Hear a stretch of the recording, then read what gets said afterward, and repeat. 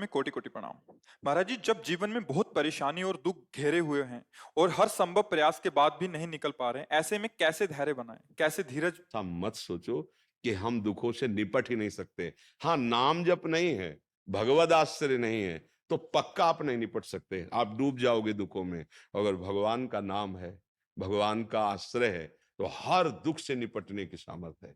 पक्की बात समझ लीजिए।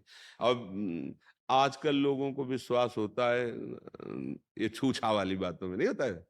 थोड़ी राख दे दे चाहे चूल्हे की दे दे आप खुशी हो जाओगे। हाँ, आप खुशी हो जाओगे कि अब तो हम निरोग हो गए। और हम कह रहे हैं जड़ मूल से रोग का नाश करने का, भवरोग का नाश करने का उपाय राधा राधा कहो, राधा राधा कहो। तो ये समझ में नहीं आता क्योंकि इसमें पैसा नहीं लगा, इसमें आपको कोई ऐसा दिखाई नहीं दे रहा है। और ऐसे इधर उधर करके तो फिर वो बात नहीं बनेगी। सत्य वस्तु को स्वीकार करो, हृदय से भगवान का आश्रय और नाम जप, तो पूर्व के जो हमारे पाप कर्म से हमें दुख आ रहा है हम उसे सह लेंगे और आगे हमसे पाप हो नहीं रहे और भगवान का भजन करें तो आनंद आ जाएगा, आगे आनंद आ जाएगा।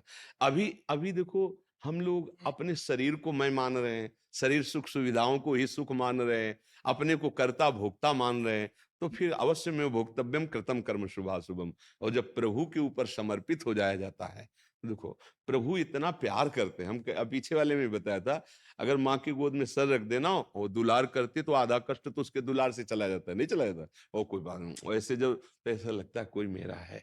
अनंत माताओं जैसा प्यार प्रभु और लाडली जू, तो भला कैसे कष्ट रहेगा? नहीं, हाँ वो कि मैं आपकी हूँ, आप मेरे हो। और जब कभी भयानक पीड़ा और कष्ट ऐसा होता है ना, तो श्री जी वहां रहने ही नहीं देती कष्ट की जगह में, आनंद में। तब लगता है कि जीवन का लाभ तो यही है। जैसे आपका ऑपरेशन होना हो और इंजेक्शन लगा दे, तो आपका ऑपरेशन हो जाए कोई परेशानी नहीं पड़ेगी, क्योंकि आप है ही नहीं वहां, बेहोश हो गए। तो जो मन एक दवा से इस कोटि का हो सकता है, वो भजन से किस कोटि का हो जाएगा?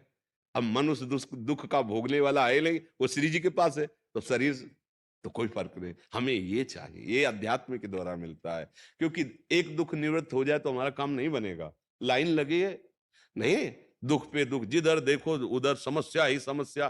कोई एक ऐसी बात हो जिससे सब समस्याओं का समाधान हो जाए, वो है भगवान का आश्रय।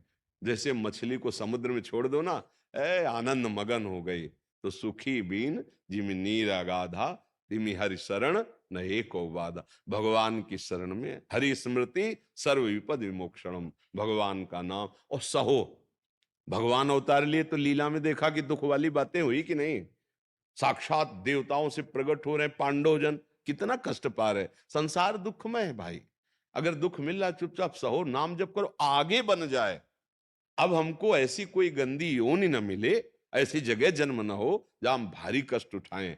अब हम अगर जन्मे भी तो ऐसे बुद्धिमान मनुष्य के रूप में जन्मे कि लोगों का कल्याण हो, लोगों का मंगल हो और हम स्वयं आनंदित हो और नहीं अपने भगवान के पास चले जाएं।